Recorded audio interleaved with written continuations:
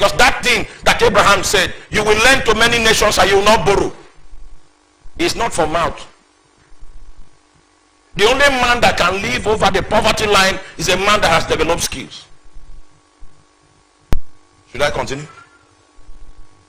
We should leave revival and talk about this.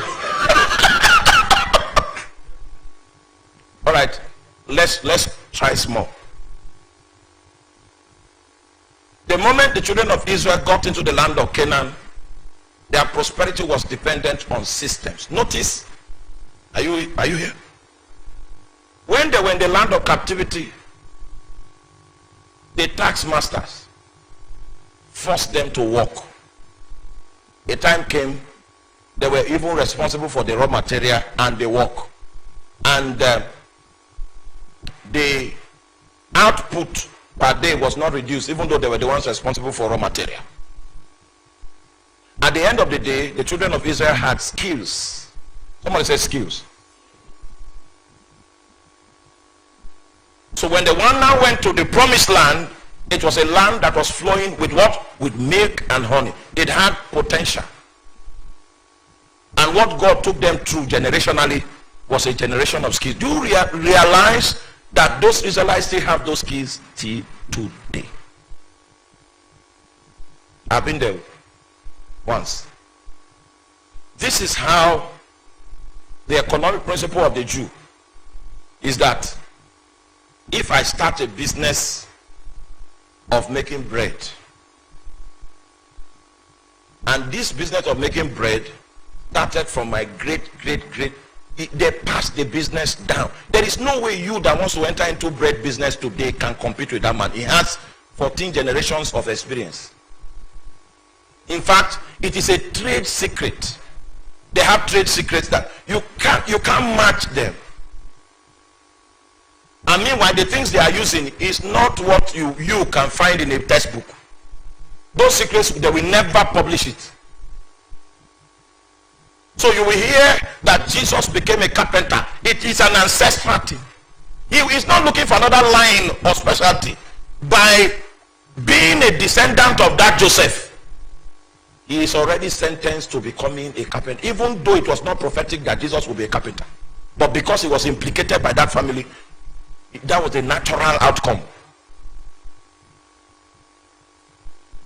Because they had skills. And the land of Egypt, the land of Canaan, had potential raw material. So when raw material means skills, you can be sure that they're... Do you realize that that's the only nation that doesn't have debt? No debt bondage. Because that thing that Abraham said, you will lend to many nations and you will not borrow, is not for mouth. The only man that can live over the poverty line is a man that has developed skills.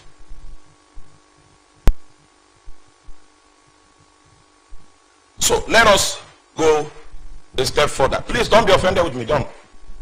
I want to talk.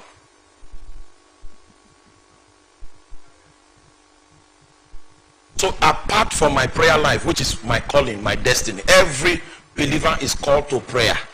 That's what we do. That's how we inhale and exhale. That's prayer. Because he said we ought always to pray. That the only thing we do always is inhale and exhale. So as frequently as you inhale and exhale prayer, you should modify your prayer until it becomes equivalent to your inhalation and your exhalation.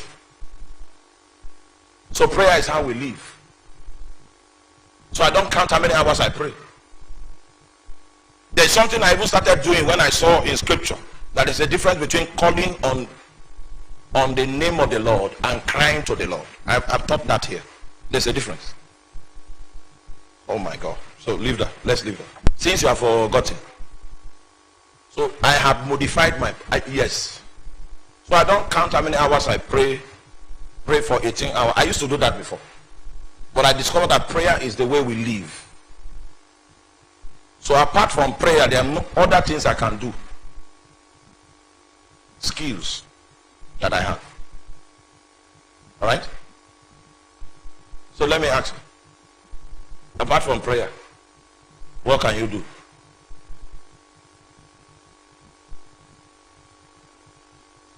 Okay, you have a cafe. We don't do cafes anymore. Every handset is a cafe. It means that you fail to, there's something called adaptation. There is a time when a certain thing that was reigning will become obsolete. Before that time comes, you adapt. Adaptation. You see me later, I will give you some ideas. Now listen. Since you have forced me to preach prosperity, but this may not be the right time for you. There are skills. Do you know what happened to our educational system? Apart from the lawyers, the barristers, where's up? You see, the thing about law is when you finish the academic side, they take you for a professional side. That law school was actually supposed to be 2 years. It does a professional side of law, where you get the skills that you can sell. So lawyers and doctors are skillful people. Where are the doctors? Rita. Now, those doctors that you are seeing there, when they finish the academic work, they do what is called housemanship. It's all practical so that they can get skills. But unfortunately, the course you read, like the one I read, is only theory, so it doesn't have any use. Because it doesn't translate to what? Skill. Meanwhile, you cannot succeed in the promised land without a skill. So for 400 years, what they were selling in Egypt was the transfer of skills. The transfer of skills for 400 years until they became very competent with skills, and then God created an opportunity for them to enter into a place that had potential. All that was needed was skillful people. If you have a skill, your eyes will be open to opportunity. If you cannot see any opportunity in the food basket of the nation, it means you don't have a skill. A man that doesn't have a skill cannot establish a financial system. Meanwhile, what it takes for you to get a skill is easier than what it took for you to get a degree. But most of you feel too big to acquire a skill.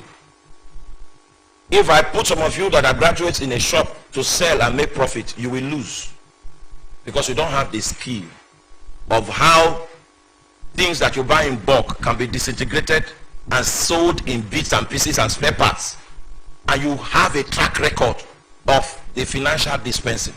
It's a skill. Are you with me? There is something called apprenticeship. Apprenticeship is the means through which skills are transferred. Most of you will need to go and do apprenticeship in tailoring. There's hope. What did you study? There's nothing like that. What is sociology? What is sociology? What is it?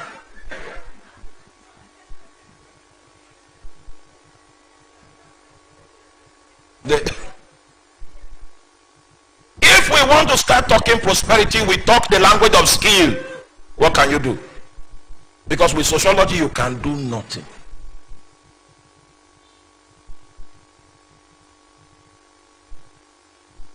Are you with me? And God's principles, God's real principle for prosperity is not the signs and wonders method that you believe, that a preacher will come and say, next week, a phone call. That is wilderness preaching. When you graduate from the wilderness and you enter Canaan, that kind of preaching ends. Those preachers, their ministry is shut out. A new set of preachers will have to rise that teach the doctrine of skill and how to maximize it.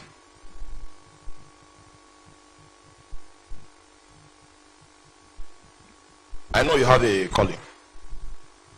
Why do you think people will listen to you? You have not thought about it. Okay, let me give you an idea. About 40% of the young men here have a calling too, and all of them are born in. Why would they listen to you? You have never thought about this?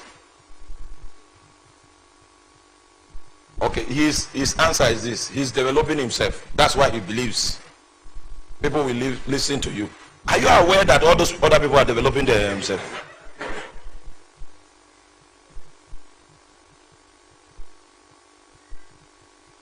You know,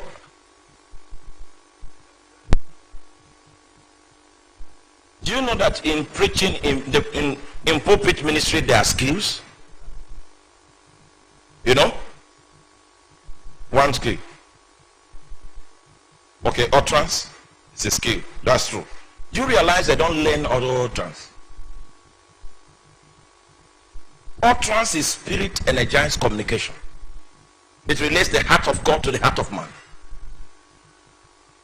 There is a prescription in the scripture to achieve utterance. Even in ministry, there's skill. This skill will take away your normal mundane life. The kind of life you like. They want to be gossiping, talking. The quest for those spiritual skills will take you away from gossip, and you will be preoccupied to take time for those skills will come. When you have developed those skills, you don't need a handbill. From the wilderness, your voice will travel. This thing we're talking about, actualization, the first thing we need to teach and to ensure that everyone has his skill. You have a master's degree. Is it with your master's degree that you are eating? Masters in business administration. That's big name. Most of the time without skill.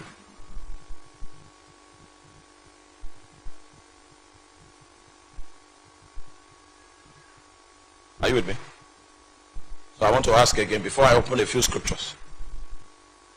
And I show you how God prospers people. It's not the way you have been expecting it. That's why this one you have been expecting has not come. Because it's not coming.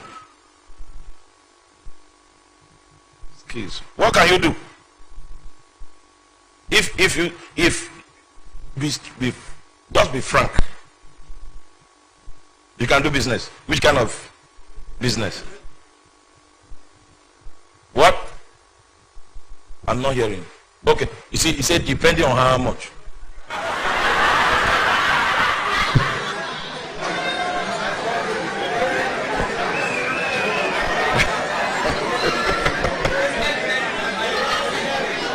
Oh, rearing of animals. Hey, please give him the microphone. Let me interview him. Sit down. I'm ready. Rearing of animals. Have you read any animal before? Let's start with rabbits. You don't have the rare rabbit? No rabbits. Okay, what did you read? Like goats and pigs. Okay, goats and pigs. It means you have read pigs before. Yes, sir. You did that? Yeah. How did you combat against swine fever?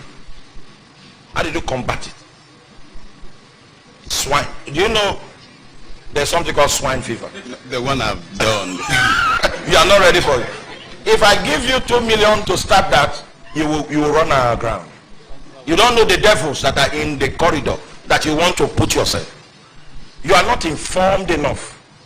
Because if you are going to do anything with your hands to prosper, there is a very large assignment of information that you need. Information. You need to study any possible information about what you want to do before that thing can prosper. And when you start the thing, I assure you, you will see some loopholes, some things you didn't study that will fight the destiny of that productivity that you're about to put up. So you mean you go and study more. You will ask questions from people that are doing it until you come to a point where you will now balance out. It is in that system of pioneering a concept that lies your own prosperity. Exactly? Yes, sir.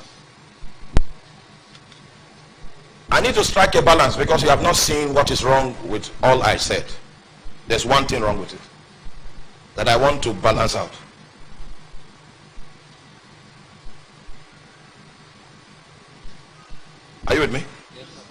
Because this template I gave you now is a template for pioneers. Meanwhile, there are 6 different kinds of people. 1 are the pioneers. The pioneers, this template I gave you is for pioneers. Are you here? Don't be worried about tomorrow. The AC will be everywhere. So, but meanwhile, we're not coming back here on this subject tomorrow. The pioneers are people that God has given the grace to start something. I hope you know, even in ministry, it's not everyone that is given the grace to pioneer. And if someone that doesn't have the grace to pioneer goes and becomes a pioneer, you will notice he doesn't have the maturity to sustain it. Everything God will ask you to do will survive based on your level of spiritual maturity. There is a stature that God gives a pioneer. Listen to me, anything you start, you are going to have problems. I mean, gigantic, big problems, size 45. You know, have you seen a shoe that's size 47? It's the size 47 problems you will have if you start anything. So there is a way God works with people that will be pioneers. He gives them capacity. That's the proof that you are a pioneer. So this template I just gave is a template for pioneers. And if you are going to pioneer anything, you will need knowledge on that thing. Not just knowledge that you study, knowledge from people that are doing the thing. Inside that knowledge. That is what you will need to pioneer anything. Is that clear? Some people, number 2, apart from the pioneers, we also have the followers. The way you prosper is based on the shape of the kind of personality that you are. For some of you, you are not pioneers. The best decision you will make as a follower is to identify who God has ordained you to follow. Your prosperity is in followership. Let me give you an idea. Now, I went to Brazil, and the traffic lights were not red. But everybody stopped. No movement on the road. And I was wondering, what's happening? The man touched me and said, okay, footballers are passing. So in Brazil, if footballers are crossing, every other person. You know why? The economy of that nation was built by footballers. So they are first-class citizens in that country. Whether the traffic light is green, if their cars are passing.